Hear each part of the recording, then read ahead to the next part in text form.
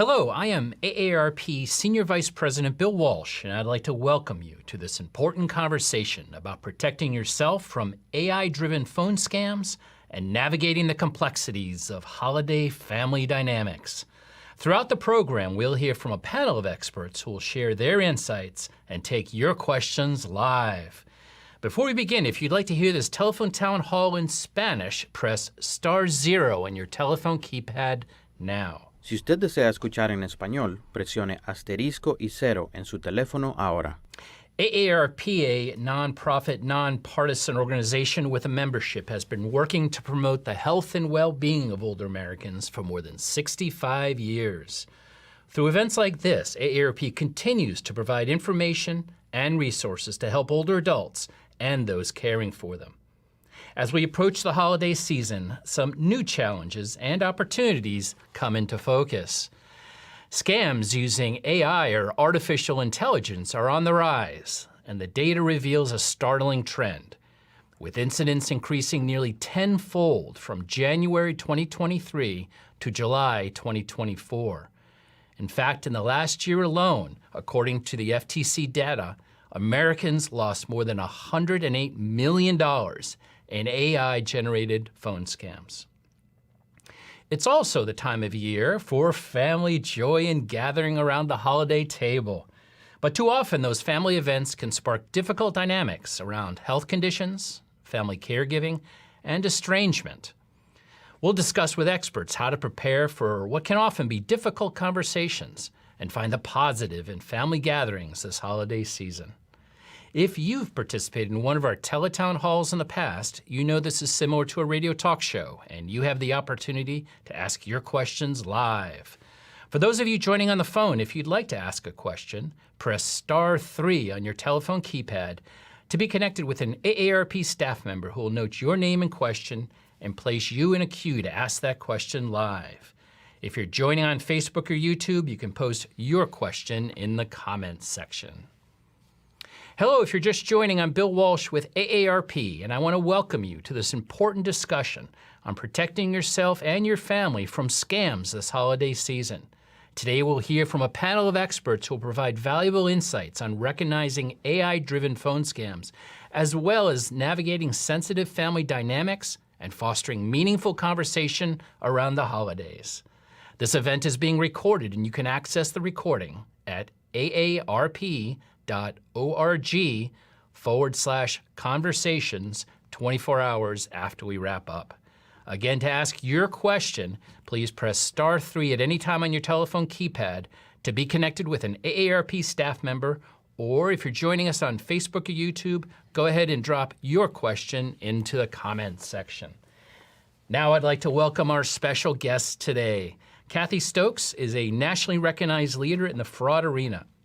As Director of Fraud Prevention Programs with AARP Fraud Watch Network, Kathy leads AARP's social mission work to educate older adults on the risks that fraud represents to their financial security.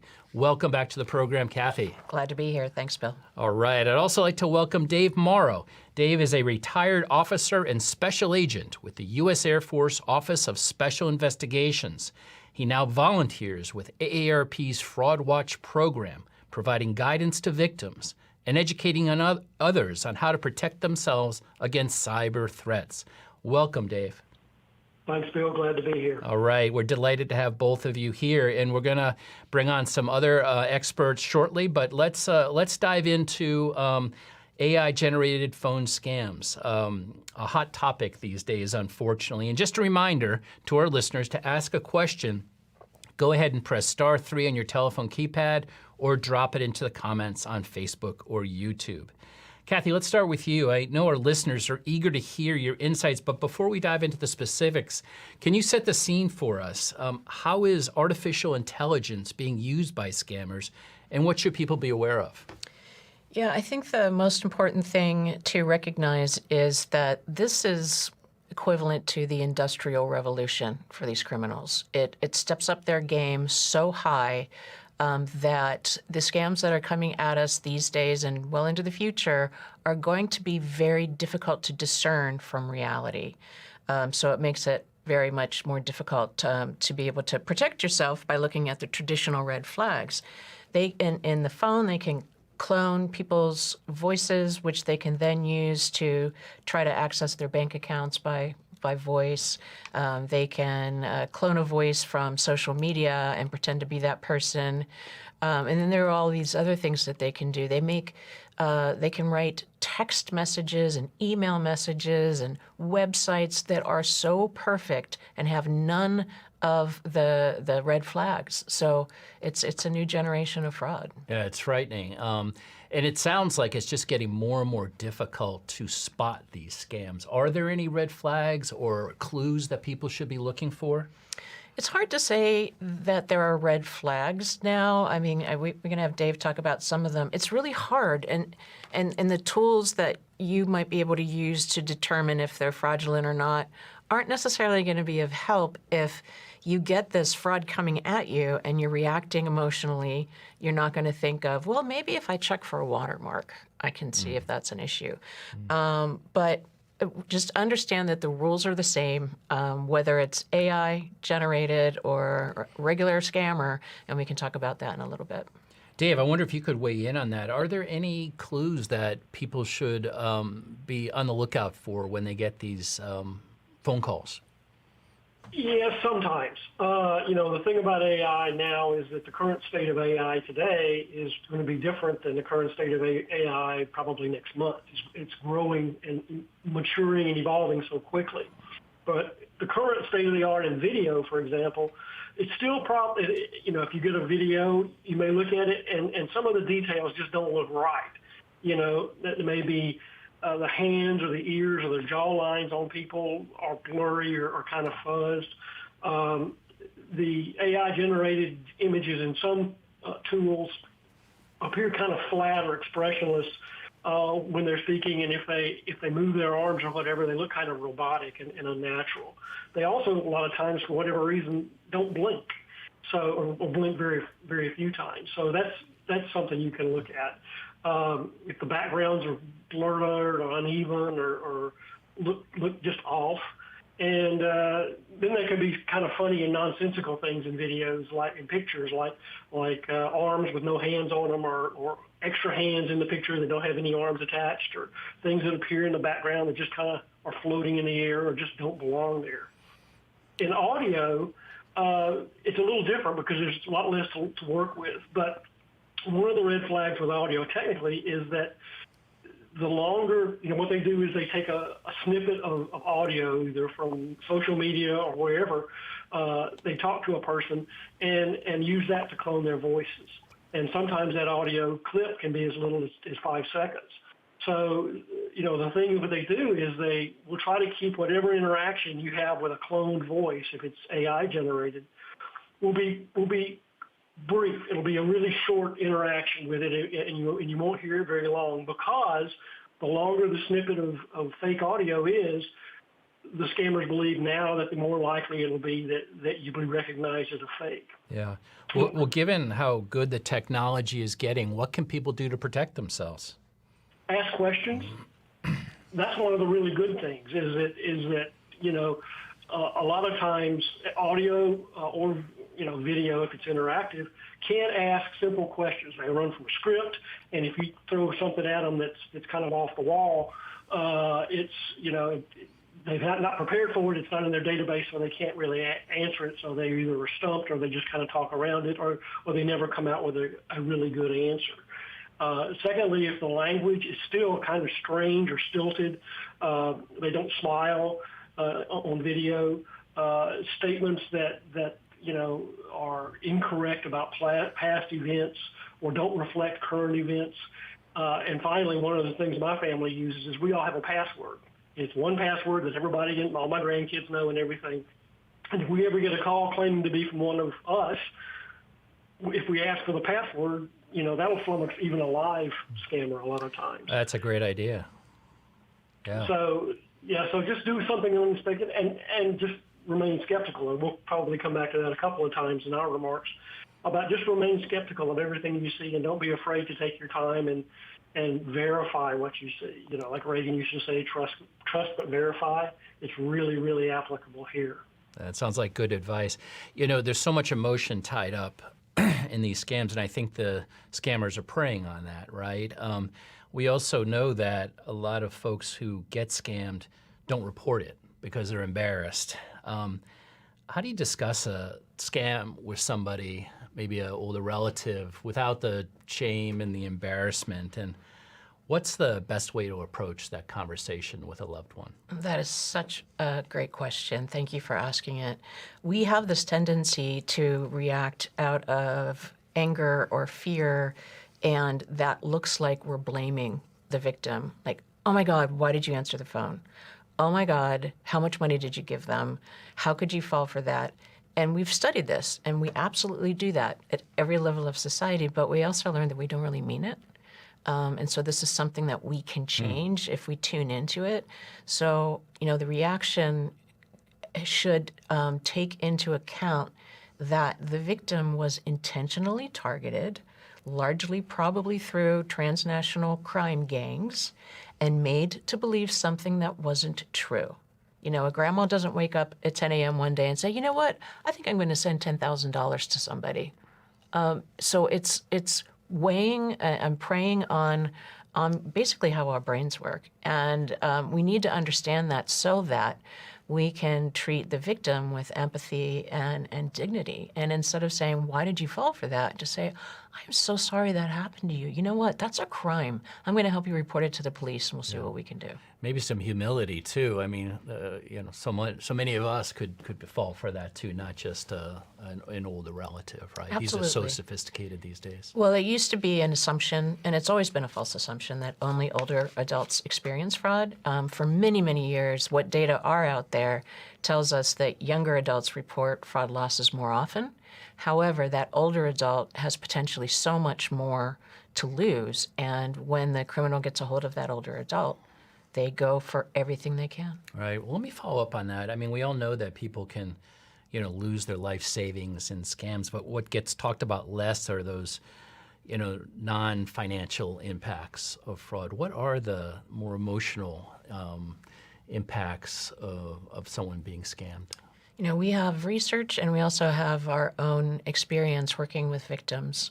We know that from the research that more, like I think it's 1 in 3 fraud victims experience at least one significant health or emotional impact as a result.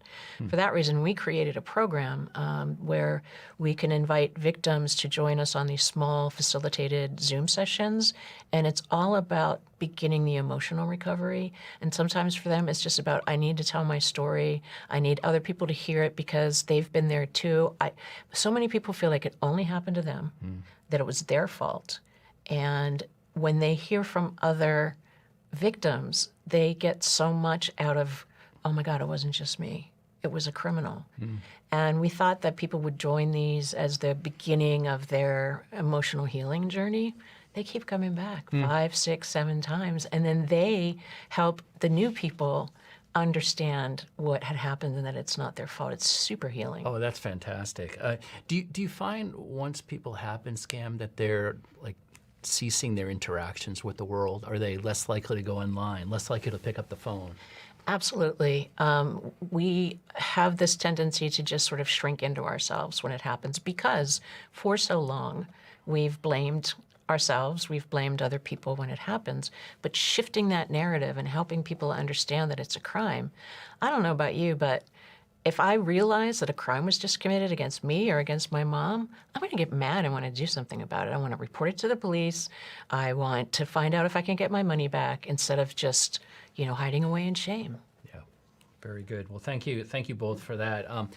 It's now time to go to our listeners and address their questions live with Kathy Stokes and Dave Morrow. As a reminder, press *3 at any time on your telephone keypad to be connected to an AARP staff member to share your question live. And if you'd like to listen to this Tele-Town Hall in Spanish, press *0 on your telephone keypad now. Si usted desea escuchar en español, presione *0 en su teléfono ahora. Okay, I'd like to bring in my AARP colleague, Jesse Salinas, to help facilitate your calls today. Welcome, Jesse. Hey, Bill. So glad to be here today. All right. Who do we have first on the line? Our first call today is going to be Gary in New York. Hey, Gary. Welcome to our program. Go ahead with your question. Hello. Yes, it's been probably a few years now. We get phone calls on our house phone, and they're from places that I've never been to or will ever go to, and it seems like if I don't do this little skit that I do to get the people confused, that we keep getting these calls wanting to sell us this or what can we do to block these calls? That's a great question. I think I would first start with your phone service provider and find out what tools they can put on your phone line to detect, block, or at least label incoming calls. If you have a copper line, that's not going to help you at all, but most places seem to have moved over to this voice over IP where you can actually have a video screen that shows you the numbers or whatever that's calling. It's really important if you don't know who's calling, you're not for sure. It's a number that you're not familiar with, or at any rate, if it's someone you don't know, don't answer to begin with. Let your voicemail or your answering machine pick it up. If it's important, they're going to leave a message and you call back. And I say that because even just picking up the phone when it's a scam, they're looking for that. That's an engagement. And the longer you stay on that line with that call, the hotter your phone number is going to be, and your number's going to show up on so many more lists. So just by answering, you've kind of played into their scheme. Dave, did you want to offer anything for Gary in New York? Yeah, Gary, if this is a mobile phone and not a landline, there are packages that you can get free online that you can use to screen your calls. And as Kathy said, a lot of the providers, Verizon, AT&T, T-Mobile, those guys, will offer for a nominal fee for your monthly bill to screen calls for you. They have tools at their facilities to do that. So that's a good layer to put in of kind of the first line of defense to put in for that is to get one of those tools. And there's several of them out there, and they all work kind of the same way. They install on your mobile device and screen your calls against a known list of scammers. What about do not call lists? Those seem to be popular years ago. Are they effective? So it's one single number. It's FTC. It's a do not call list. It's do not call.gov, G-O-V. And it used to be if you put your phone number on that list, it would drop after 3 years. But now it's on permanently. You can put your phone from home, your cell, your mom's cell, get them all on there. It's not going to stop the scammer, right? But it will stop legitimate telemarketers who do not have a relationship with you and therefore are not allowed to call you. And if they do call you and they're found out, they're going to pay a very stiff fine. So it really does sort of cut the clutter, and so the calls that are coming in that you don't know are probably more likely to be fraudulent. Do not call.gov. That's right. Very good. Thank you. Jesse, let's take another call. Yep, I'm going to bring in James from Pennsylvania. Hey, James, welcome to our program. Go ahead with your question. Yes. Does AARP offer any legal assistance to someone who's been scammed? You can call our helpline. Our Fraud Watch Network helpline is 877-908-3360. It's a helpline, not a hotline, so it's not 24/7, but 8 a.m. to 8 p.m. Eastern, anybody, you don't have to be an AARP member or of a certain age, can call that number and seek assistance. We're not investigators and we're not attorneys, but we can help you sort of figure out what you need to do given what your specific situation is. And Dave, I know you're a volunteer on that helpline. What kinds of calls are you fielding, and what are you typically doing? Are you making a handoff to law enforcement once you get calls? Yeah, I handle the whole gamut of calls. My background means that a lot of my calls are technical oriented. And what I usually do is we have a list of organizations and government agencies we kind of routinely hand off to the FBI's IC3.gov, the Federal Trade Commission, for reporting. But then if it's got specific problems like the one the caller had, we would refer them to, several different places that could help them find legal assistance. If they can't afford it, it would, dialing 211. So it varies from call to call as who I hand it off to after we have the 2 or 3 that we normally include on every call. Well, it's great to have that resource, just someone on the other end of the phone to talk to about this. And, given your background, your expertise, I'm sure that's a great comfort for people. Let me just repeat that number. It's 877-908-3360. And that's of staff from 8 a.m. to 8 p.m. Eastern Time. That's right. 7 days a week? 5 days a week. 5 days a week. And okay. We have about 200 people that are either staff or trained volunteers that take these calls from all over the country. Excellent. What a great service. Jesse, let's take another call. Yep, our next caller is going to be Dorothy in Florida. Hey, Dorothy, how are you today? Go ahead with your question. What a great program so far. This has been wonderful. I wish more people were able to do this.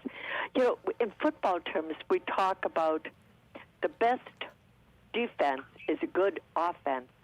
What is AARP doing, perhaps with Congress, with federal agencies, to perhaps stop some of these perpetrators? That's a great question. Thank you, Dorothy, for that question. Let me bring in Kathy, who can fill us in. Yeah, Dorothy, great question. I can tell you that AARP's government affairs team has fraud in focus, and they're working at the state level and the federal level to make change to address what is actually a crisis in this country. I'm really proud to be able to say that AARP is one of 4 funders for a brand new effort to help law enforcement tie cases together, particularly elder fraud cases, so that the grandparent scam or the tech support scam that you may experience or that you may heard of someone experiencing, the law enforcement now can't do anything with that. But if they were tied together to all the other cases that are the same, then they have a case and they can go after the bad guys and begin to arrest them. And this new effort called the National Elder Fraud Coordination Center, or NEFC, is going live in the first quarter of 2025. That's fantastic. And where could Dorothy and others get information about our fraud fighting efforts? If you go to aarp.org/fraud watch network, you can hear about all of the things we're doing in the space of education and supporting victims, but also the more sort of high-level societal things, like trying to figure out how to engage law enforcement in a time when they are so under-resourced, training law enforcement on how to handle these investigations because they're under-resourced, they may not even recognize that this is a criminal matter.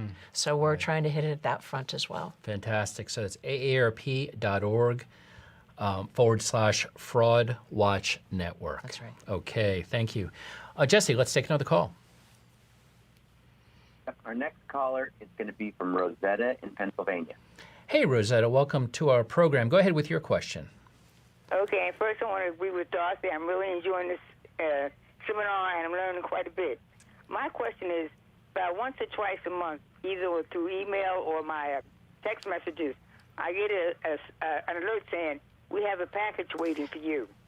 And we were unable to deliver it. The link onto this, put on this link. I never do it because I know I never won. I didn't order nothing. I didn't get nothing. But I get them every once in a while, like I said, and it's always say, go into this link. What should I do about that? It says, undeliverable. We have a package waiting for you. It's the same message over and over. Yeah. But then it says... No, absolutely. I get those too. Kathy, what should we do? Well, we just fielded a survey on current scams, mostly sort of around holiday-related things, and we found out that 56% of U.S. adults have gotten at least one of those messages that turned out to be fraudulent. Wow. So you just can't trust them. And then I wonder, well, if they're so ubiquitous, maybe people are kind of getting the clue, and maybe they're not clicking on the link.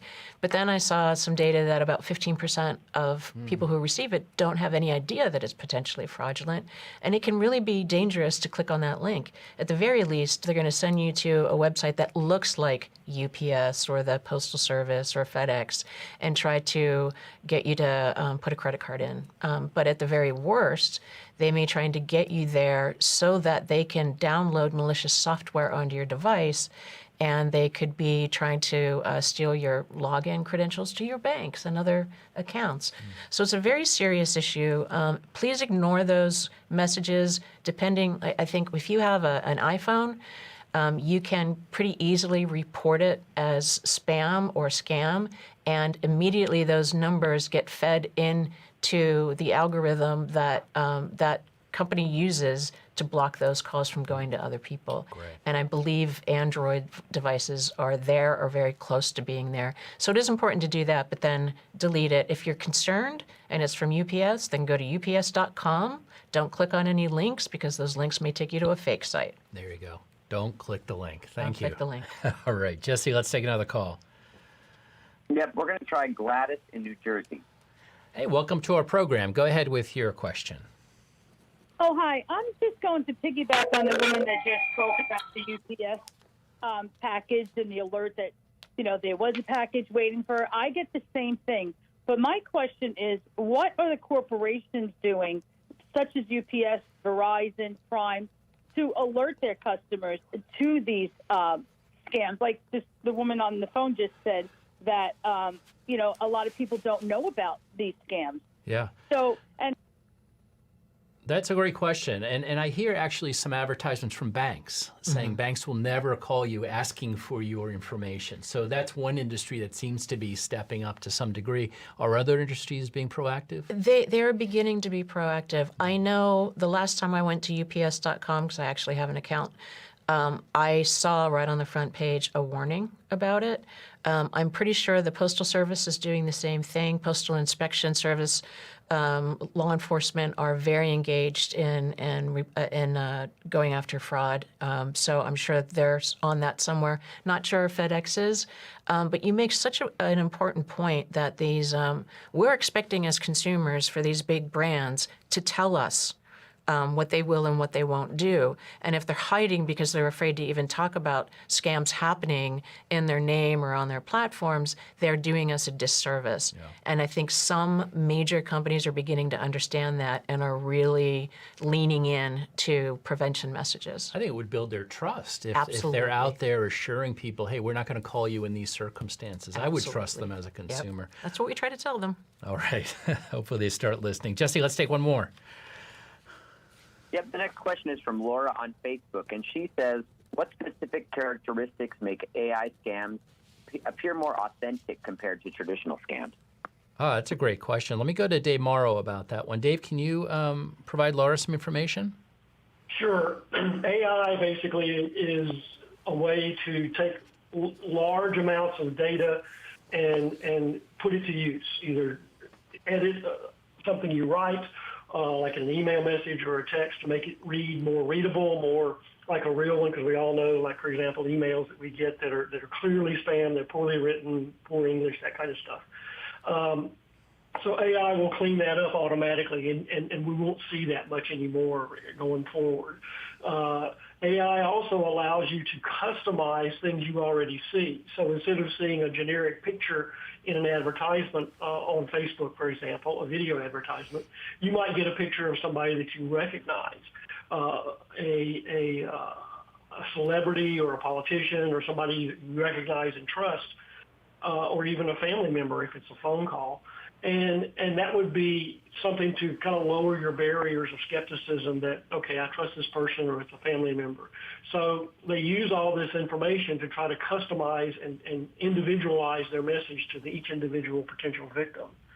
And that's the main way AI right now is being used, is trying to make it much more believable and call out a lot of the flags that we've traditionally told people about that says, if you see this, this is a scam 100% of the time, don't do it.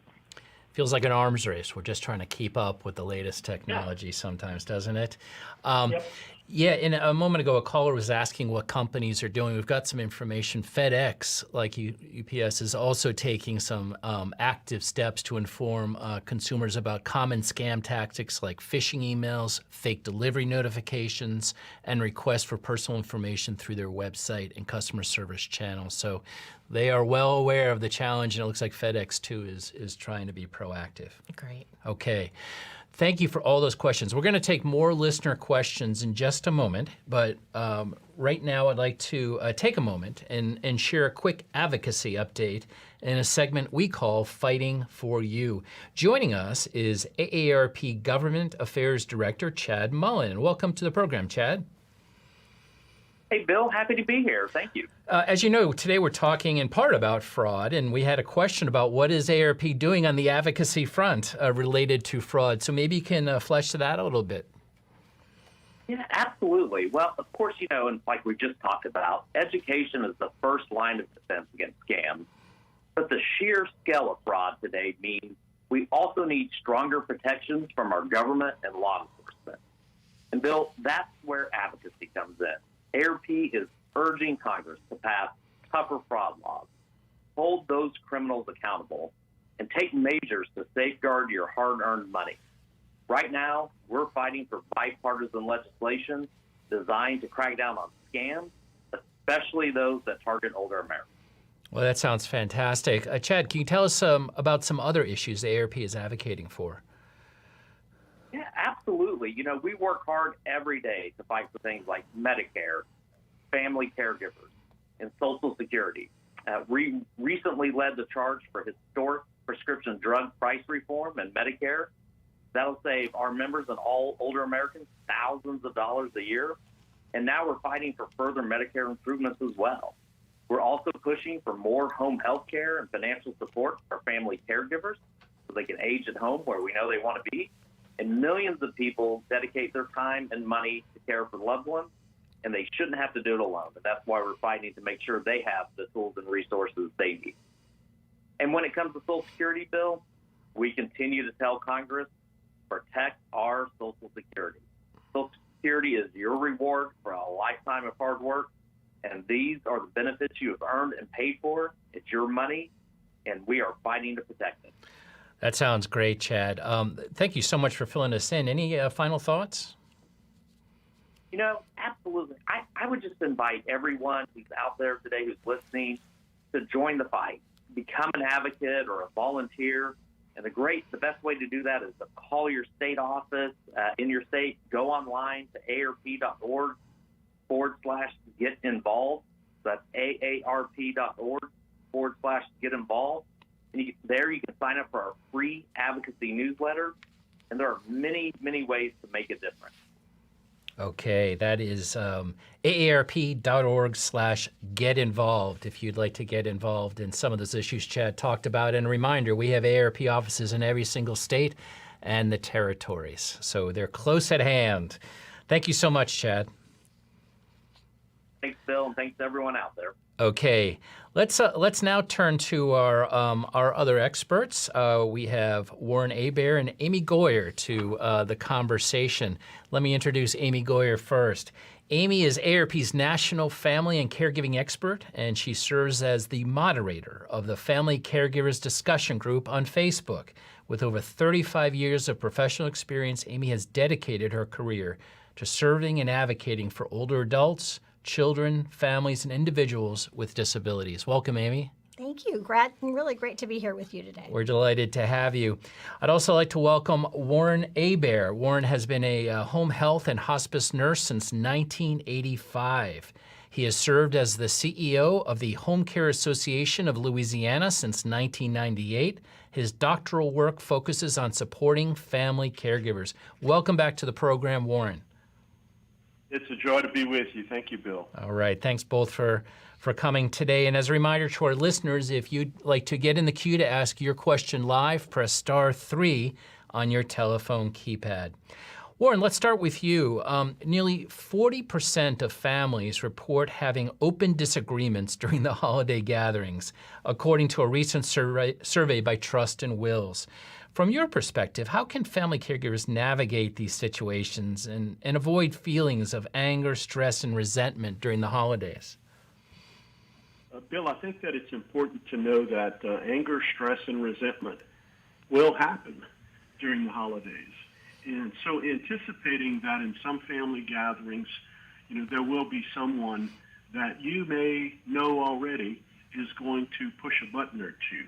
One of the things to do is, before going, adjust your attitude. If you happen to practice yoga or meditation, those are two things you might do. Or maybe there's a prayer practice. Maybe you could take a walk in nature before going. Another thing that might be fun is if you've got a spouse or partner, you might actually do some role playing in advance. If you know that Uncle Stu is a guy that usually pushes your buttons, get your partner to play the role of Uncle Stu and see how that works for you. So when you actually get there and Uncle Stu does one of those things, it might bring a little humor to the situation. So those are just a couple of examples. All right. Warren, that's great. Thank you so much. Let me turn to you, Amy. Navigating conversations about a family member's health condition can be challenging, especially when deciding how much to share and with whom. What are the keys to having healthy and respectful discussions in these situations, and what should be avoided? And when is it important to be open about a family member's health conditions and needs? Right, Bill. Well, first of all, we always talk early and often, because it's helpful if, when a health situation like this arises, that if you've already had some conversations about how you would handle a situation when it happens. But some of you may be in a situation where here we are and we haven't discussed how we want to deal with these kinds of things. So if you're in that situation and you're asking about a loved one's health condition, first of all, respect their privacy. If they're of sound mind, it's really up to them how much they want to tell you. But approach it with love and concern. It's not helpful to start in with use your good communication skills. I always talk about using I statements. Instead of saying, you need to tell me what's going on with your health, you want to say, I'm really concerned about you. I love you. I want to know how I can support you. I've noticed these things.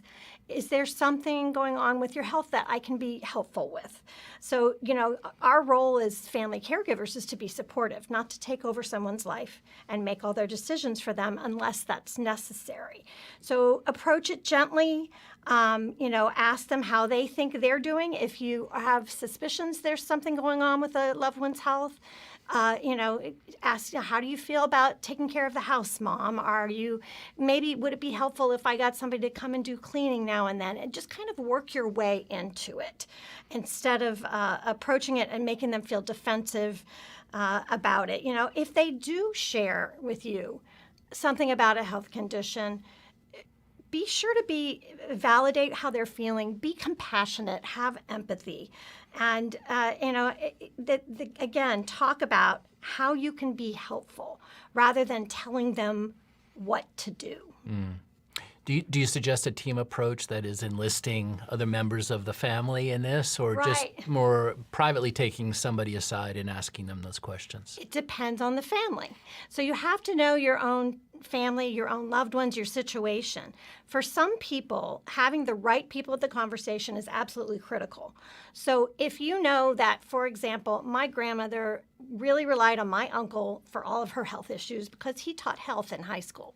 Now, maybe you don't think that's a credential that your loved one should have, but if your mother's perspective is she wants your brother in a conversation about that, make sure he's a part of that conversation. Yeah. If your loved one is very private and you realize that they probably are not going to want to talk about this at the Christmas dinner table or, at a party, then, spend some time alone, take them out for coffee, and have a good, real conversation with them. As you know, Amy, so much of the time the onus for these conversations falls to the family caregiver. What advice do you have for family caregivers trying to navigate these difficult dynamics, but still have moments of joy for themselves when they're not being supported by the rest of the family. Right. When family caregivers are in this situation, often we're lamenting, we're actually grieving the way holidays used to be. And it may be because you're very busy, because your loved one needs a lot of care. It may be that you don't have as much support from siblings or others that you really wish that you had. But if you can acknowledge, tell yourself, okay, it's going to be different this year. I'm going to focus on what brings me the most meaning and joy. Because in the end, that's what matters. Is the most important thing to you that you go to religious services for a holiday? Is the most important thing that a family meal happens?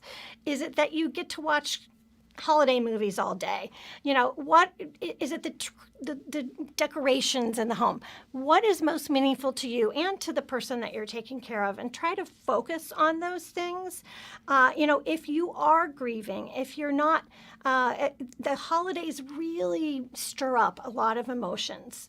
And so it's a good time to get some support, get some counseling, help someone, have them work with you on what can I do this holiday season and what can't I do, and focus on what you can do. I'm thinking about what Warren started us off with, which is thinking ahead, kind of planning for some of these scenarios in advance, and whether having practice conversations or just being very intentional about these interactions. Right. And if you're, one of my favorite techniques is if you're going to, let's say, a family gathering or a holiday party or something that either you or your loved one you're caring for may not be comfortable with or may be too much, have a little code word with each other and say, whatever it is you need to say, that I need to get out of here now. I'm done. And I want to leave gracefully. Can you help me do that? And if you have a friend who can go with you, anything like that, I think that really, because you don't want to be rude and you don't want to hurt anyone, but you've got to take care of yourself and have healthy boundaries. Great points. Thank you so much. Warren, let me turn back to you. I saw a statistic that was quite alarming I wanted to ask you about. And it's related to family estrangement. It's become far too common. Studies show that more than 1 in 4 Americans report being estranged from at least one family member. What's causing this? Has it gotten worse? And how does estrangement complicate family caregiving efforts? Well, it hits a little close to home for me, Bill. Which seems to be the case whenever we have a conversation. In my own case, even though I've been a home health nurse since '85 and have studied aspects of family caregiving, my siblings felt that when I supported my mom's wishes not to go to the hospital at age 89 with multiple comorbidities, they felt like I wanted her to die. They felt like, in spite of the fact that I was standing by Mom's wishes as her medical power of attorney, that I was not doing what was in her best interest. But she made it very clear. So I think that the issues around family estrangement happen a lot more today than they have in the past. Certainly, one of the reasons for that is the societal situation with the challenges we're dealing with on the political spectrum. We also have issues with the fact that previous family dynamics have an issue. For example, my children pointed out to me, forgive me for being a little vulnerable here, my children said, Dad, your siblings have been jealous of you for a long time. And that sort of dynamic from our childhood sort of raised its head while we were caring for Mom together before her death 3.5 years ago. So I think that the relationships with politics, the challenges that a lot of people have related to aspects of religion, we all heard the adage, there are 2 topics you want to avoid in every family gathering, and that's politics and religion, but yet somehow people tend to go there. Maybe Uncle Stu. So be ready for him. He sounds infamous, this Uncle Stu. Warren, thank you so much. Let's return to our phone lines and take some more questions from our audience. And as a reminder, press *3 at any time on your telephone keypad to be connected with an AARP staff member to ask your questions live. Jesse, who do we have on the line? Yep, let's bring on Edna from Florida. Hey, Edna, welcome. Go ahead with your question. Hello?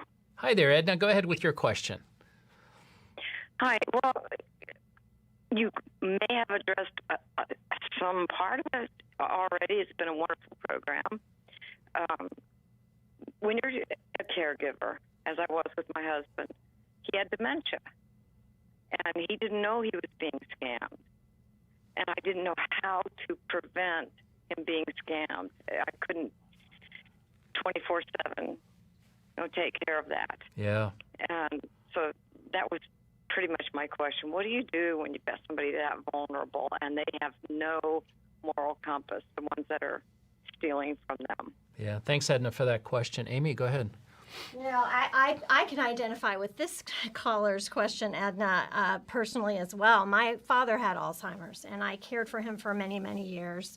He has passed away now, but when I first got involved in helping him with his finances and getting things organized, I found that he had been scammed for years. He had experienced this scam with someone who would call him up and ask for money and say it was for veterans because my dad was a veteran. And so my dad thought of this guy as his friend, and I looked into it. And once I got involved, I asked Dad to give me the phone. I tried answering the phone when the guy called, etc. And the first hurdle is, as you say, convincing your loved one that it is a scam, that it's not real, because they don't understand. And, what I had to do was take advantage of some of the things that Kathy was talking about in terms of the do not call registry and monitoring the phone, coaching my dad not to answer the phone unless it was someone he knew, because they can leave a message. And for me, I was there, or a caregiver was with him for years, so it that helped the situation as well. But, being sensitive to the fact that, again, as Kathy said, there's no blaming, there's no shaming, because, whether you are cognitively sound or not, you can experience a scam. And so, I think it's important, too, not to overreact and remove everything from this person's life, because it may be that talking on the phone is one of their best ways of socializing, or it may be that going through the mail is something they've done their entire life, and it makes them feel like they have purpose and that they're taking care of things. Just make sure that you then get involved with screening things afterwards. If they prepare bills to pay and have them, say, I'll take them to the post office, check them out, make sure they're not sending somebody a check who shouldn't be getting a check, and that type of thing. Kathy, do you have anything to add? Well, I think one really good idea is if your dad is working with a financial advisor, they are encouraged by their regulators to try to get a trusted contact. So for your dad, it would be you. And so if they see something that is concerning to them, they can call you, and you can talk to Dad and see, what you can make of that. Banks aren't required to do that, but you can ask them. And I would highly recommend that. And in terms, you were just mentioning, Amy, the direct mail. We all get so much direct mail. Right. But you can actually opt out of a lot of the things. And if you, I believe it's DMA for Direct Marketing Association, DMA opt-out.com, and maybe we can confirm that before the end of the show. It might cost you $2, but it takes you off of those lists, and you'll get so much less mail as a result. Great advice. Thank you so much. Jesse, let's go back to the phone lines. Who do we have up next? Yeah, we're going to take a question from YouTube, and the question comes from Seth, and it says, during the holiday gatherings, what strategies can caregivers use to manage stress and avoid conflicts? Warren, this sounds like a question right up your alley. Can you offer any advice? Well, some things that I think are important during the holidays is to practice gratitude. That was something that was mentioned a little bit earlier. Anything that you can look to in the family that helps to focus on being thankful. A second thing is a happy reminder. So bringing something to the family gathering, maybe a photo or some other memorabilia from a family event that can help to sort of set the tone. Another thing is to be ready to take a deep breath and be ready to respond to something that could potentially get your buttons pushed by taking a deep breath and just trying to reflect for a while before you respond. Those are just a few thoughts, Bill. Yeah. All right. Thank you so much, Warren. And Kathy had just mentioned a resource to remove yourself from some direct mail lists. That address is dmachoice.org. dmachoice.org. Thank you. Jesse, who do we have up next? Yep, our next question is from Roberto on Facebook, and he asks, are there any community resources or support groups that can help caregivers feel less isolated during the holiday season?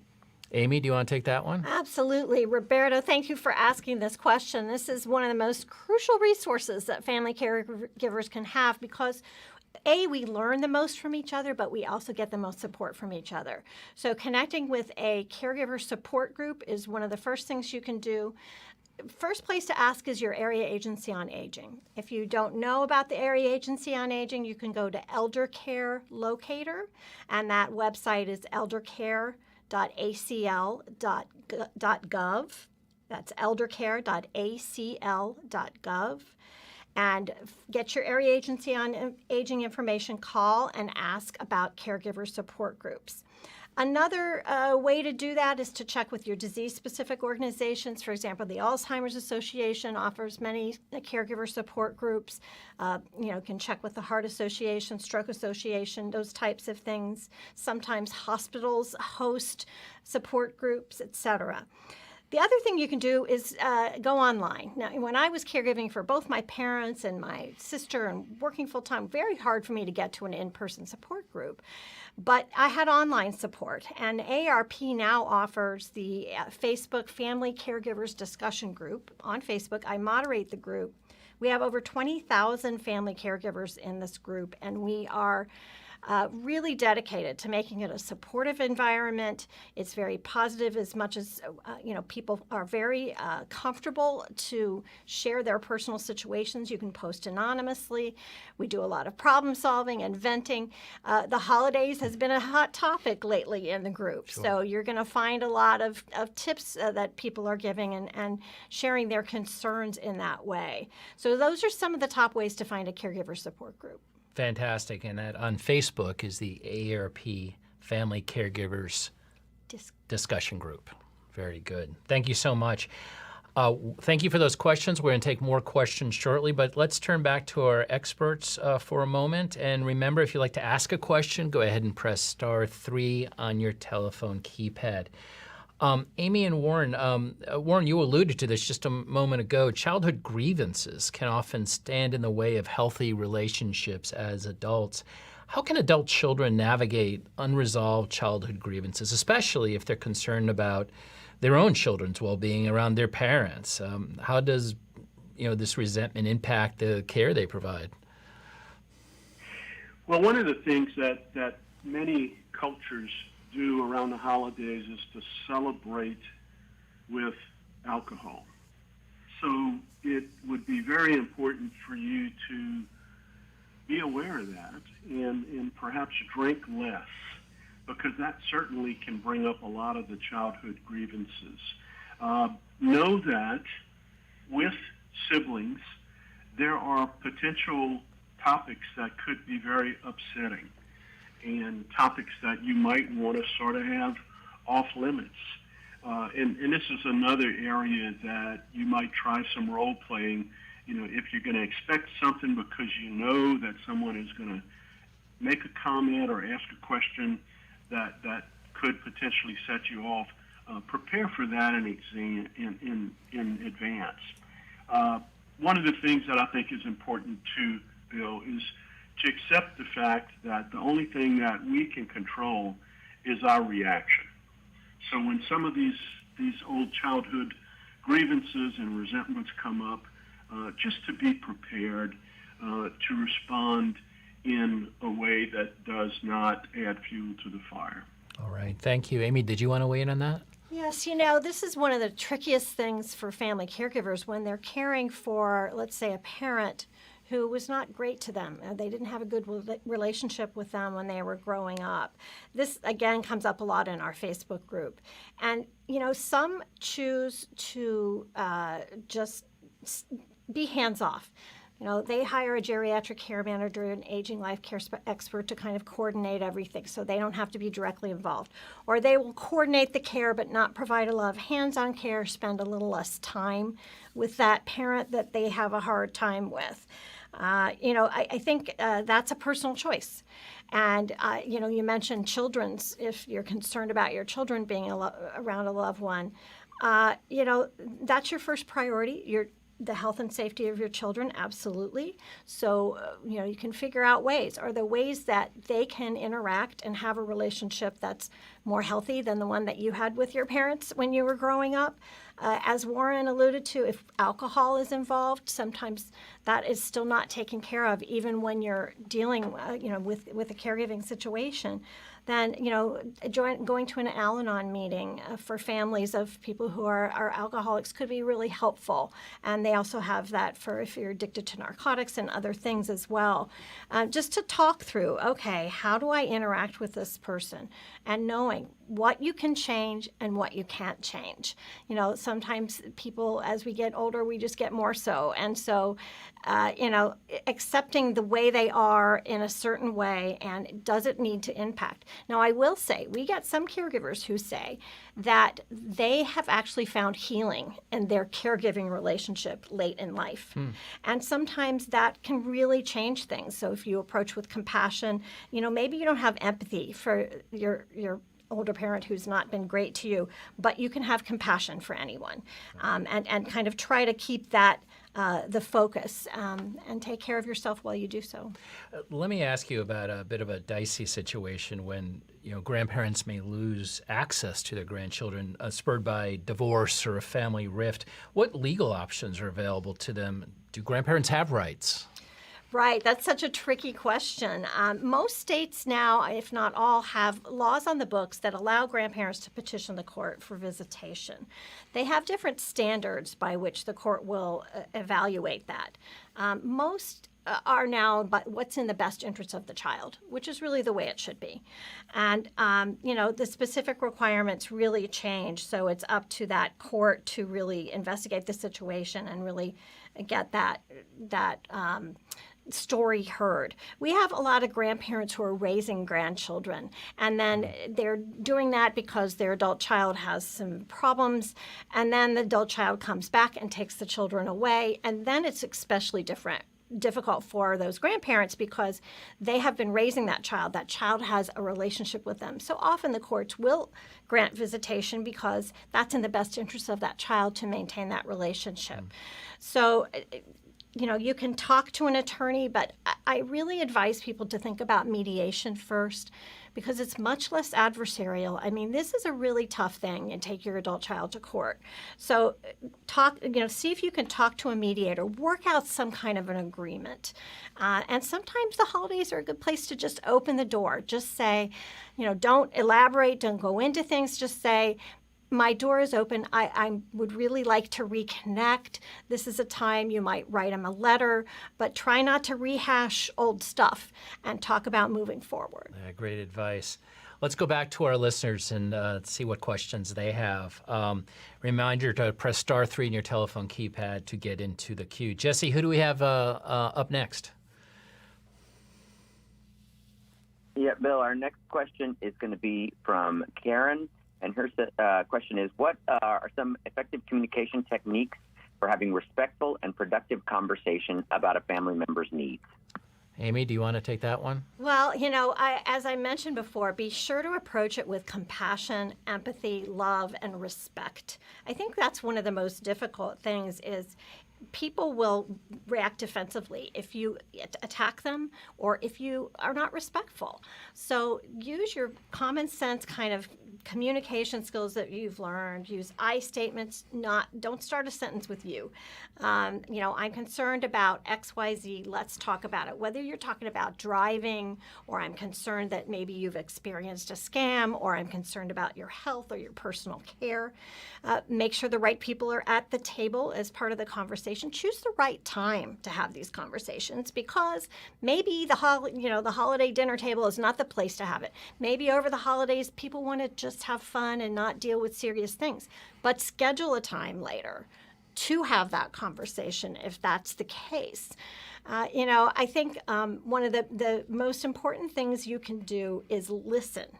We often go to a conversation, we have everything in mind what we're going to say, but make sure you take the time to listen. Ask them how they're feeling, validate their feelings. A lot of fear comes around these conversations, and maybe, they're afraid of change, or they're afraid of losing something, and they're grieving. Validate those feelings. You're going to have a much more productive conversation. What great advice to finish off our program. And it's counterintuitive, but there can be a lot of joy in really listening to somebody, isn't there? Absolutely. Yeah. All yeah. right. Thank you to our experts, and thank you to all our callers. This has been a really informative discussion. Amy Goyer, Warren Hebert, Dave Morrow, and Kathy Stokes, thank you for sharing your valuable insights and answering all our questions. We truly appreciate each of you for contributing to this important conversation. And thank you to our AARP members, volunteers, and listeners for participating in this session. AARP, a nonprofit, nonpartisan membership organization, has been working to promote the health and well-being of older Americans for more than 60 years. All the resources referenced today, including a recording of the Q&A event, can be found at aarp.org/conversations starting tomorrow, December 13th. Thank you, and have a good day, and have a joyful holiday season. This concludes our call.